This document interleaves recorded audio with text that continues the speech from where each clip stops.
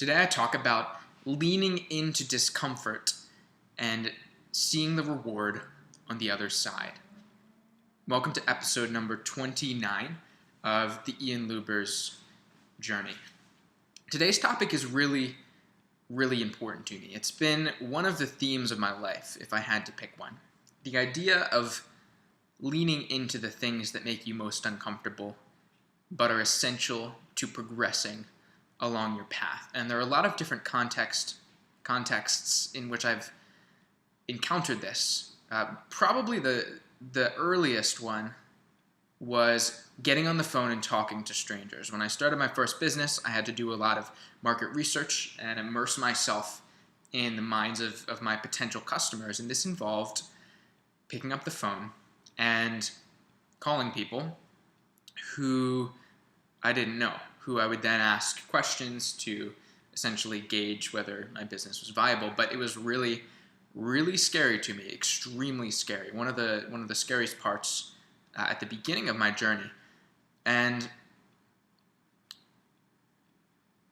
yet it was essential. It was deeply important that I learned to do this and overcome it, even though it scared me. And the next manifestation of this related to my entrepreneurial journey, and there are a million examples of this. I'm just giving what I think will be interesting examples from my recent life. Another one was sales. I was really scared of making an ask. I was really scared of asking somebody if they wanted to buy something from me. I didn't really know how to do it, and the idea of getting on the phone with somebody under the context and the pretense of I'm going to sell you something or I might sell you something was terrifying. The other example that's on the top of my mind right now is actually dancing and fitness more broadly, but specifically for me, dancing.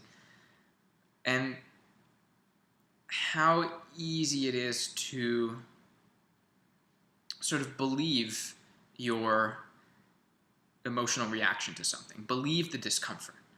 Discomfort signals negativity to us, right? So our gut reaction, if we don't question our gut reaction, we say, no, I don't want to do that. It's not worth it. Something's telling me there's danger, there's risk, there's uncertainty, and all of those are things that I want to avoid. And this happens when, for example, I am getting in shape for dancing.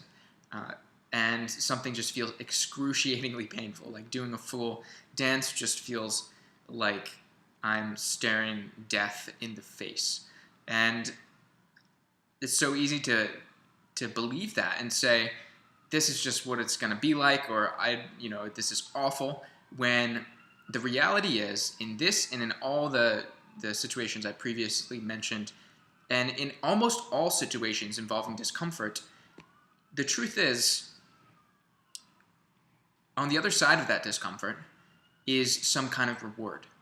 And typically, if you've chosen or if you're encountering discomfort that is along your path towards achieving whatever you want to achieve or growing in the specific way that you want to achieve, the reward can be fantastic. It can be massively more valuable than any temporary discomfort.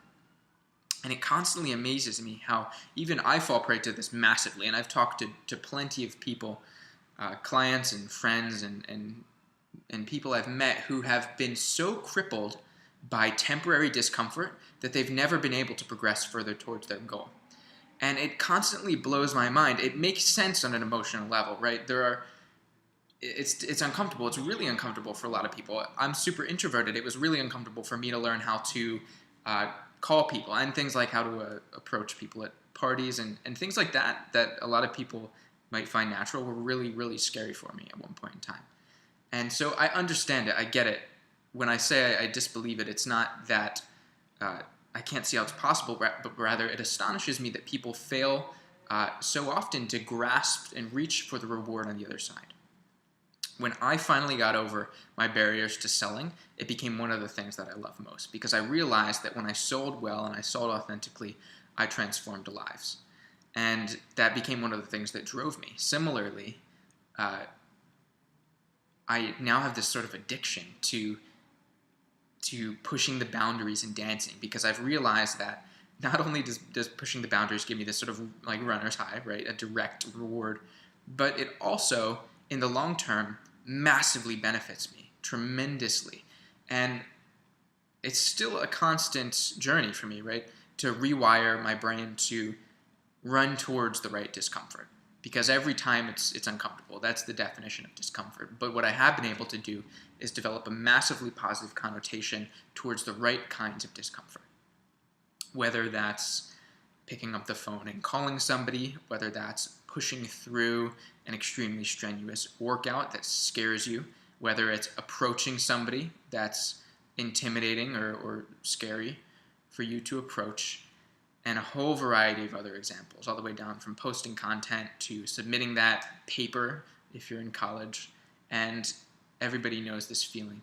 And one of my greatest, what I would have to say, again, this is a theme of my life, of my entrepreneurial journey, one of the greatest things that allowed me to succeed has not necessarily been, I don't think, my intelligence, has not necessarily been my charisma or any sort of thing like that, but what I would consider the X factor that I've developed of learning how to love discomfort and learning how to lean into it and grasp for the reward on the other side. I've met plenty of people who are very smart, who are very charismatic, really good at speaking, very even really good salesmen, but if they don't have this trait, I've never, this is very anecdotal, but I've never met somebody who was massively successful who didn't have this trait. And for that reason, I think it's one of the most important lessons that I've learned. I would love to hear if you have any experiences that stand out to you where you leaned into discomfort and found the reward on the other side. Hope you found this interesting. We will talk again tomorrow.